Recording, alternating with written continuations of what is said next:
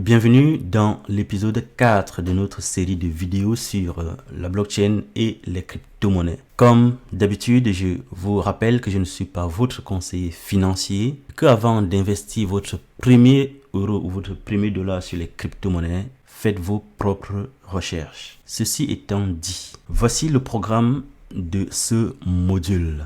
Dans ce module, vous allez apprendre et comprendre ce que c'est qu'une blockchain et surtout son apport dans les échanges de valeurs sur Internet. Vous allez également apprendre les différents protocoles de communication sur les blockchains et ceci depuis la publication du livre blanc sur le Bitcoin par Satoshi Nakamoto. Et par la suite, nous allons voir les différents types de blockchain ainsi que les jetons ou les tokens associés à chaque blockchain. C'est quoi finalement une blockchain? Une blockchain peut être vue comme une technologie qui permet à la fois de stocker les données et de les transmettre sans autorité centrale de contrôle. Donc, chaque blockchain va remplir principalement deux fonctions. La fonction de stockage et la fonction de transmission, c'est-à-dire le transport des données. Et pour remplir ces deux missions, une blockchain est constituée de plusieurs éléments. On a les blocs, une chaîne et le réseau. Chaque bloc contient une liste de transactions effectuées sur la blockchain sur une période donnée. C'est ce qu'on appelle le registre des écritures comptables. Les blocs sont reliés les uns aux autres par une chaîne. L'ensemble forme ainsi un réseau,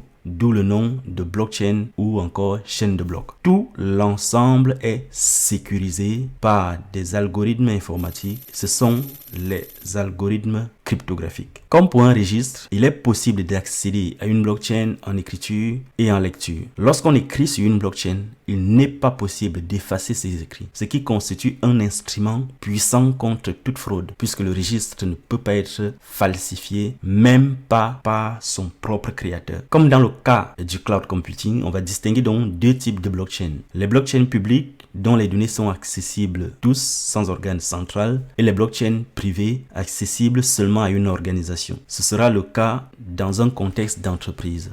Ici, on a affaire à une organisation totalement centralisée. C'est le cas par exemple de la blockchain mise en œuvre chez Carrefour pour la traçabilité des produits alimentaires. Grâce à cette blockchain, les clients de Carrefour peuvent suivre de bout en bout le processus de production des produits alimentaires. Cette blockchain permet donc du coup d'assurer la transparence sur l'origine des produits. Pour ceux qui se demandent quelle est l'utilisation concrète de la blockchain, voici un exemple concret. Carrefour n'est donc pas la seule entreprise à avoir emboîté le pas de la blockchain. Il y a également le groupe Renault en collaboration d'autres constructeurs et surtout IBM qui développe depuis 2021 une solution blockchain pour l'industrie automobile européenne afin de certifier la conformité des composants d'un véhicule de la conception à la production. Là, ce sont des exemples de blockchain privées. Qu'en est-il des blockchains publiques?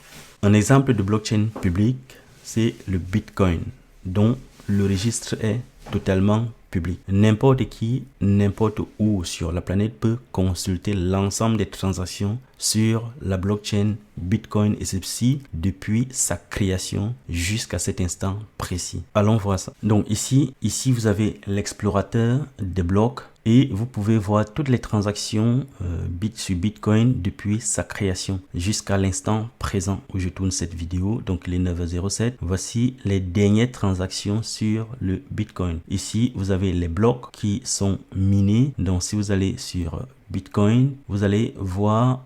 Vous voyez, vous avez ici des blocs qui sont en train d'être construits. Vous avez des chaînes et donc c'est cet ensemble qui forme la blockchain Bitcoin. Vous pouvez regarder les dernières transactions. Ici, vous avez la possibilité de chercher des transactions ou des wallets et même des blocs. Vous voyez, vous avez les dernières informations sur les transactions. Voilà les transactions, les blocs qui sont en train d'être minés. Voilà les dernières transactions sur le Bitcoin. Voilà les derniers blocs qui sont créés. Donc, vous pouvez rechercher les transactions, voir les blocs, rechercher des informations et avoir tous les détails. C'est ça qu'on appelle une blockchain publique. Ça veut dire que vous avez le détail sur toutes les informations. Vous avez toutes les informations avec tous les détails possibles. Bien, vous avez vu l'explorateur des blocs. Et maintenant, dans la prochaine vidéo, nous allons voir comment on passe finalement de la blockchain aux crypto-monnaies. Rendez-vous dans la prochaine vidéo. Si ce contenu te plaît, n'hésite pas à le partager autour de toi et abonne-toi à la chaîne pour faire grandir encore plus la communauté. Je te dis à très bientôt.